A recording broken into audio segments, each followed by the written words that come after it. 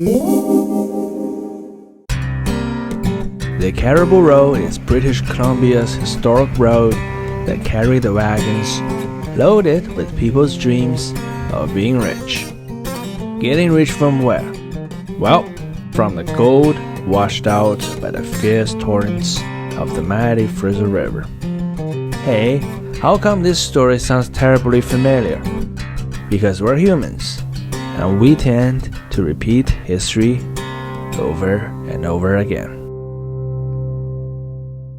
After our journey on Vancouver Island, we continue our adventures in British Columbia's interior.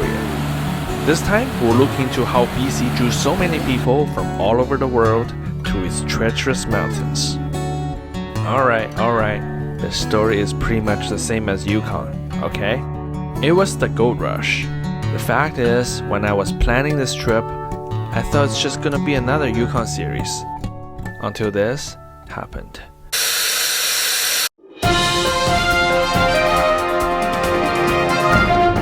Good evening, thanks for joining us. There is little relief in British Columbia, where more fires have erupted after a week of unprecedented heat. There are more than 170 fires burning across the province right now, 76 of them ignited in just the last 2 days. 9 are considered wildfires of note, burning more than 63,000 hectares combined. That's more than 600 square kilometers.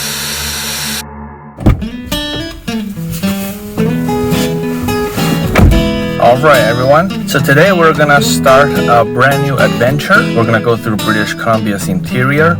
So we're gonna be following the historic Cariboo Road. That was a wagon road sometime 100 years ago, used by the gold rushers to access the gold upstream the Fraser River in BC's interior. The vast majority of the places that we'll be visiting are the places that I haven't even been myself. Before the Klondike Gold Rush in Yukon, the hotspot for gold was the banks of the Fraser River.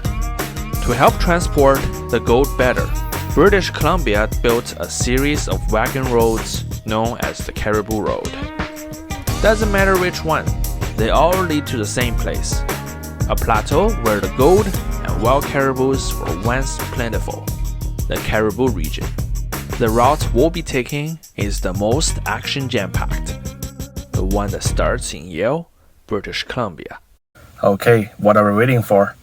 Let's get going. There is an official guide for touring the Cariboo Road. I'll drop the link of the website in the description box. While in Lower Mainland, you can visit historic towns like New Westminster and Fort Langley. New Westminster was British Columbia's first capital city, but today it just feels like a modern suburb. Fort Langley was where the establishment of British Columbia was announced during the Fraser River Gold Rush. Because we'll be visiting another place later in our Cariboo Road journey that's far larger and provide a richer experience, we're not going to visit the actual Fort Langley historic site itself. The village of Fort Langley was built in the early 20th century and is pleasant for a quick visit.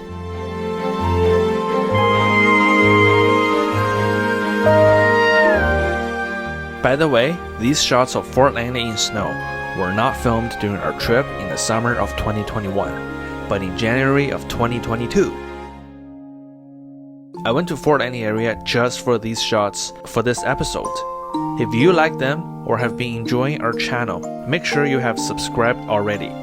Your subscription is the biggest support to this channel and our adventure together. Thank you.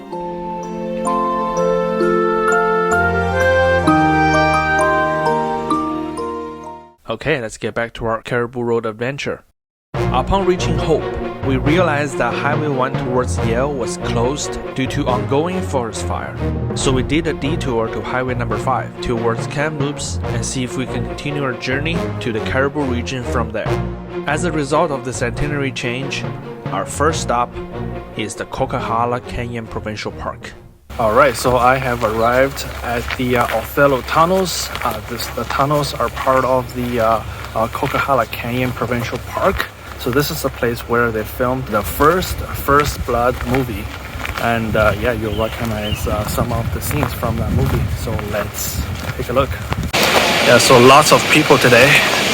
Yeah, So behind me is the entrance to the first tunnel, and we're gonna go through it right now.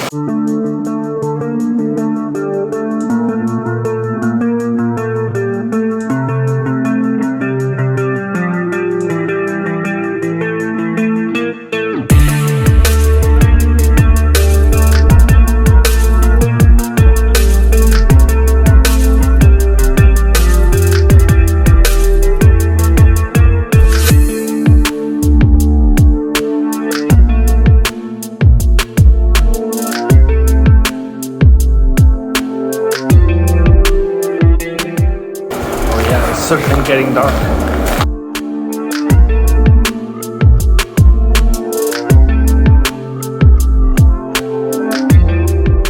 Actually, you know what? Next time during the next heat wave, I might just come to this tunnel because it's actually feeling really cool inside. It's like a natural air conditioner. Like Kinsel Trestle, the Othello Tunnels were once part of a railway system used to transport natural resources and, in some cases, passengers from BC's interior to the coast. Today, it's preserved for recreational use only, as the tunnel is part of the Trans-Canada Trail route, which you can hike from coast to coast.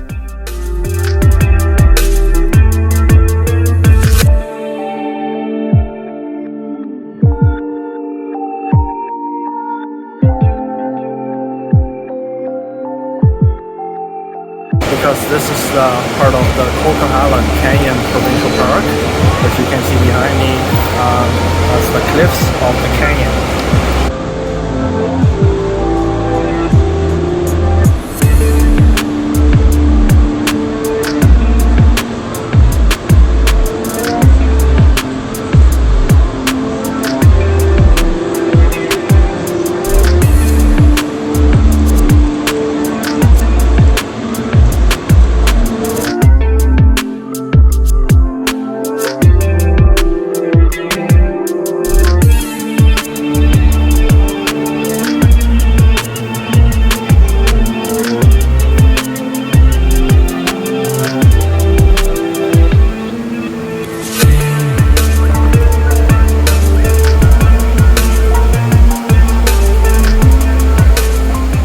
One part I don't understand is that this place is always packed with people.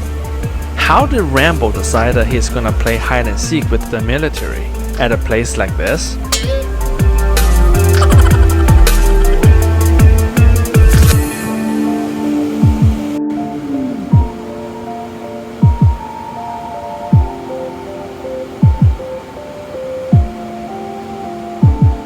So I just got out of the tunnels, and if we continue, here's the trail, but we're gonna continue our journey on BC's historic Gold Rush Trail on the Cariboo Road.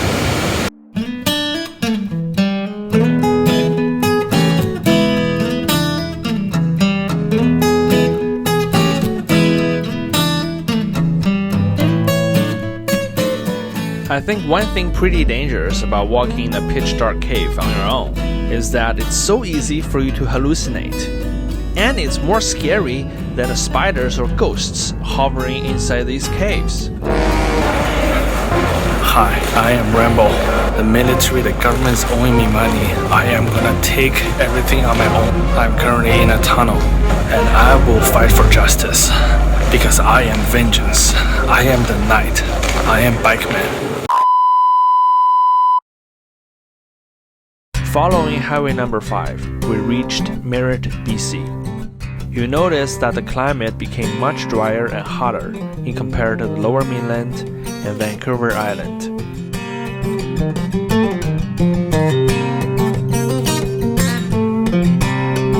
Yeah, so right now I'm in Merritt, BC. Due to the forest fire, the Le Jeune area, unfortunately I couldn't go there today. So that's why I had to divert my route to Merritt here. So we're just gonna continue our journey along Highway 5, and then once we reach Kamloops, we'll see if we can still continue our journey.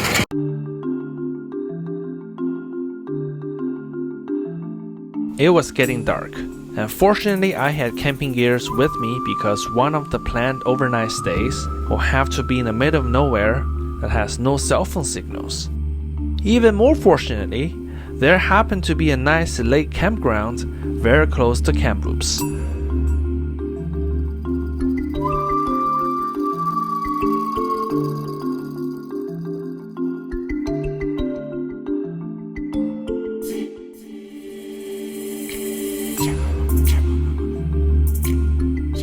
So I'm right now at the Lac La Jeune. So this is a lake about 30 minutes away from Kamloops.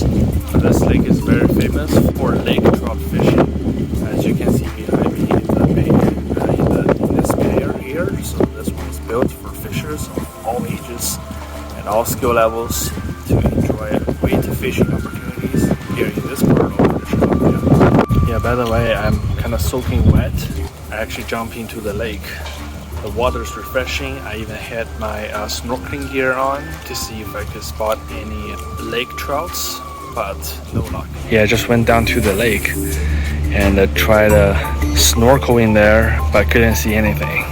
But hey, these makes perfect decorations for a Christmas tree. Merry Christmas and Happy New Year.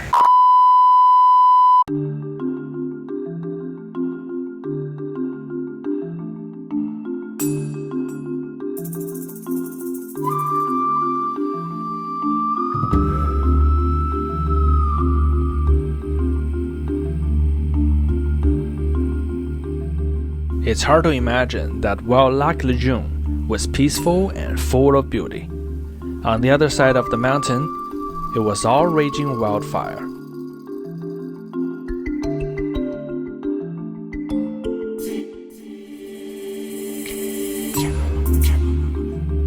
While on this side of the mountain, people were watching the sunset and catching the last fish of the day.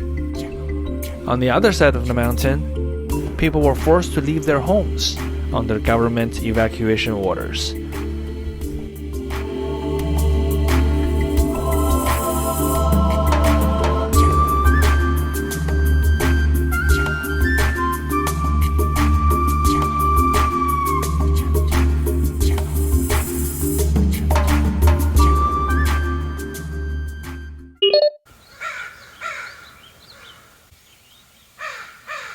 Good morning, everyone. It's 5 o'clock in the morning.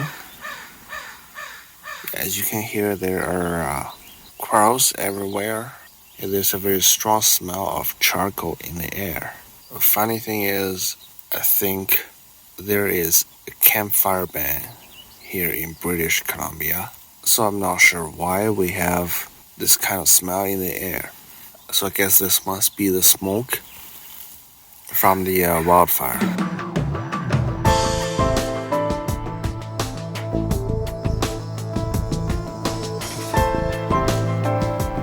Hey everyone, so I'm right now in Kamloops. As you can see, the smoke here is way more intense than at the Lac La Jeune, presumably because here it's in a valley, and of course all smoke will just swarm into lowlands.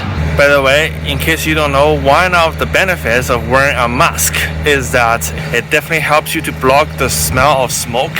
It's kind of like an air filter. The other year we had a very huge forest fire. I mean, not here. In California, the smoke came all the way along the coast. The air quality was so pathetic, even way worse than this. I basically wore an N95 for a couple of days, and then that's how I survived. Upon checking the traffic updates, Highway 97, which is the only highway to the Cariboo region and part of the historic Cariboo Road, was closed due to another forest fire in that region. I had no choice but to return back to Vancouver on that day. I had never imagined that this adventure would be jeopardized by a situation like this. The kind of situation that I had never seen in my life, because it was the first time that I was so close to a natural disaster. I didn't even know whether I was able to complete the trip in 2021. I guess only time can tell, and hopefully it doesn't get worse.